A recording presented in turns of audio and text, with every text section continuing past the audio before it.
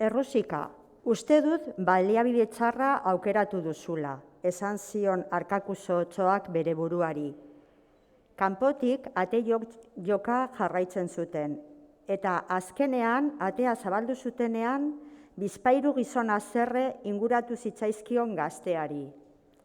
Batak paperak eskatzen zizkion, besteak pasaportea, hirugarrenak txartela, eta itxuraz gisa-gisa joak fardelieria ugari baina diru gutxi zeukan. Errusika baliabidez aldatzeko ordua iritsi zela pentsatu eta gizon haietako batengana jauzi egiteko prestatu zen.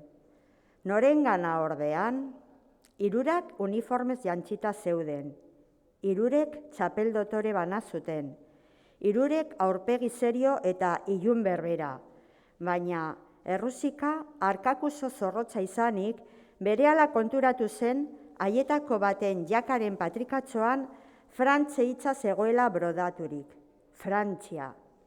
Gehiago pentsatu gabe harengana jauzi egin zuen. Aukera ezin hobea izan zen, zeren gizon dotore eta betilunaren lana bidaiari bakoitzaren txartela begiratzea zen. Eskerrik asko, bidai ona izan Bordelera. Mila esker, bidai ona izan Potiersera. Eskerrik asko, bidai ona izan Parisera. Paris izena entzutearekin batera, Errusikak emakume pitzidun, eder eta usain oneko batengana salto egin zuen. Ura zuertea berea, Parisera zuzen.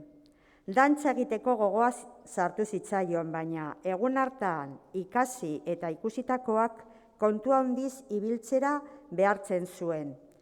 Dena dela, paristarrak patxada handiko pertsona zirudien. Txartela erakutsi ondoren, begiak itxi eta burua atzera bota zuen, lokuluzka bat egiteko asmoz.